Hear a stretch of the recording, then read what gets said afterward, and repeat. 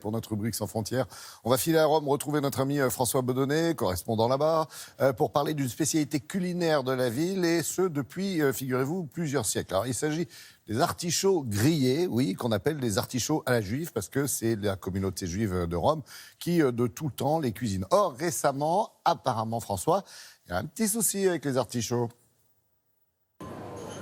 Oui, bonjour, je me trouve dans le ghetto de Rome, le quartier juif de la capitale italienne. C'est un quartier très animé, un quartier qui est resté très authentique, avec beaucoup de restaurants cachers. Et lorsqu'on a appris ici, il y a quelques jours, que le grand rabbinat d'Israël a dit que les artichauts à la juive n'étaient pas cachers, justement, eh bien ça a créé ici un grand émoi. Regardez le reportage que nous avons réalisé avec Florence Crimon et Claudia Bidi. C'est la vedette du ghetto. L'artichaut est partout dans le quartier juif de Rome. Tous les restaurants le proposent à la carte, et ce depuis au moins 600 ans. Alors forcément, quand le grand rabbinat d'Israël déclare que les artichauts à la juive ne sont pas cachers, cela fait ici quelques remous. J'en mange depuis que je suis tout petit. C'est une tradition juive à Rome depuis des siècles. C'est important que cela reste cachère. L'artichaut à la juive, une tradition romaine incontournable. 5 minutes dans l'huile bouillante. Un monument culinaire dont Italia, 80 ans, la propriétaire du restaurant, ne se priverait pour rien au monde. Voilà le véritable artichaut à la juive. Ils n'ont qu'à venir ici, ils se rendront compte qu'il n'y a aucune crainte à avoir.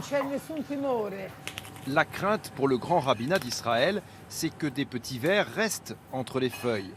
Impossible, selon elle.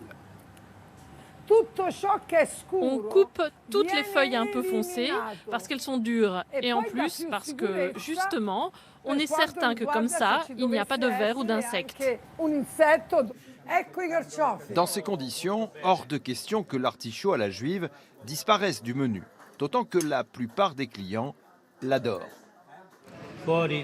Croquant à l'extérieur, moelleux à l'intérieur. Oh là là, c'est excellent. Jamais je n'ai goûté un artichaut comme ici. Autour de la synagogue de Rome, la résistance est farouche, ce qui devrait permettre à l'artichaut à la juive d'y vivre encore plusieurs siècles. Ah, très belle histoire qui nous permet, François, de découvrir ce quartier célèbre, ce quartier de Rome. Comment est-il, ce ghetto? Il a l'air sympa et bien rénové. Oui, alors ce ghetto a deux particularités. La première, c'est qu'il est très ancien. C'est l'un des plus anciens d'Europe. Il date de 1555 en Europe. Il y a un seul ghetto plus ancien, c'est celui de Venise. Et puis, il a une autre particularité, c'est qu'il est tout petit. En fait, ce sont deux rues perpendiculaires avec trois ruelles. Au total, ça ne fait pas plus de 2 hectares. Alors, depuis quelques années, cet endroit est en train de revivre. Il y a énormément de restaurants, énormément d'activités. Et c'est l'un de mes quartiers préférés, je vous le disais, ici à Rome. Et je vous conseille d'ailleurs, si vous venez donc en vacances, pour les vacances de printemps, de vous arrêter un soir ici. Et vous pourrez déguster évidemment les meilleurs artichauts à la juive de Rome. Eh ben merci François, passez une belle journée et bon appétit à Rome surtout.